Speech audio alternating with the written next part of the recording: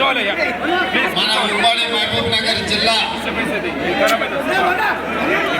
సాగునీటి ప్రాజెక్టులు, విద్యాశాఖ సమీక్ష, వైద్య ఆరోగ్య శాఖ సమీక్ష, వీటన్నిటినీ మన జిల్లాకు అందించడానికి ఈరోజు జిల్లా స్థాయిలో ఉమ్మడి కలెక్టర్లను, రాష్ట్ర స్థాయి అధికారులను, అదేవిధంగా సాగునీటి పారుదల శాఖ మంత్రి ఉత్తమ్ కుమార్ రెడ్డి గారిని, వైద్య ఆరోగ్య శాఖ మంత్రి, జిల్లా ఇన్ఛార్జ్ మంత్రి దామోదర్ రాజనరసింహ గారిని, మన జిల్లా నుంచి మంత్రిగా మొదటి నుంచి ప్రాంత అభివృద్ధికి కష్టపడుతున్న జూపల్లి కృష్ణారావు గారిని, పార్లమెంట్ సభ్యులు డాక్టర్ మల్లు రవి గారిని, 14 శాసనసభ నియోజకవర్గాల జిల్లా స్థాయి అధికారులందరూ కూడా ఈరోజు ఈ సమీక్ష సమావేశంలో పాల్గొని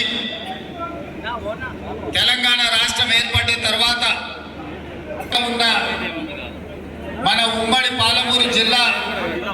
సమస్యల పరిష్కారం కోసం ఈరోజు సమీక్ష కార్యక్రమాన్ని తీసుకోవడం జరిగింది. మీకందరికీ తెలుసు, నేను కొత్తగా చెప్పాల్సిన అవసరం లేదు. మనమందరం కొట్లాడి, మీరందరూ కష్టపడి, మీ భుజాలు కాయలు కాసేలా కాంగ్రెస్ పార్టీ జెండాను మోసి 2023 డిసెంబర్లో జరిగిన శాసనసభ ఎన్నికల్లో కాంగ్రెస్ పార్టీని గెలిపించి 64 మంది ఎమ్మెల్యేలను ఎన్నుకోవడంతో ఈరోజు కాంగ్రెస్ పార్టీకి వచ్చి ఇవాళ ఈ వెనుకబడిన మారుమూల ప్రాంతమైన పాలమూరు జిల్లా నుంచి మీ అన్నగా, మీ సోదరుడుగా, తెలంగాణ రాష్ట్ర 2వ ముఖ్యమంత్రిగా ఈరోజు బాధ్యత వహించి మీ ముందు నిలబడిన మిత్రులారా, ఇది ఎవరికి రాని ఒక గొప్ప అవకాశం నాకు. ఈ జిల్లాలో చాలా మంది నాయకులు, మహామహులు ఒకనాడు మన జిల్లా నుంచి ప్రాతినిధ్యం వహించారు.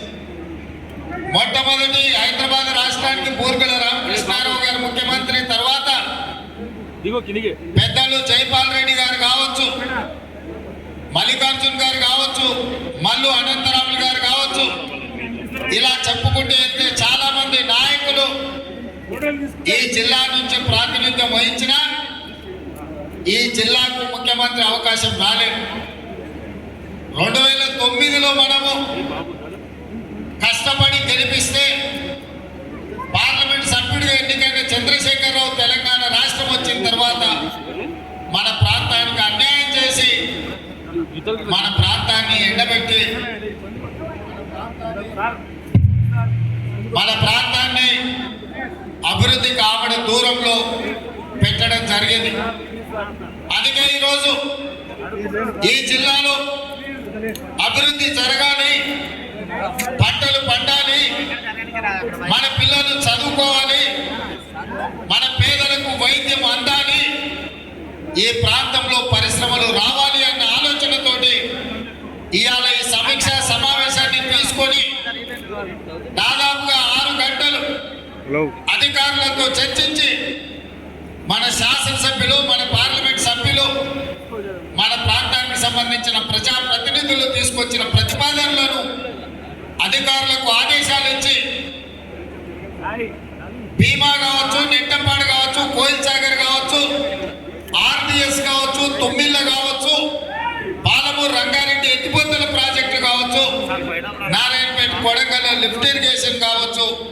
ఈ ప్రాజెక్టులను అన్నింటిని కూడా తొందరలోనే పూర్తి చేయాలి. అవసరమైన నిధులు ఎక్కడ ఆగకుండా ఇవ్వడం జరుగుతుంది. ఈ ప్రాంతం అభివృద్ధికి మనం పూర్తిగా పునాదులు వేసుకోవాలని చెప్పి నేను అధికారులకు ఆదేశాలు ఇచ్చిన. మాకు ఈరోజు కొత్త సార్ వస్తున్నాడు,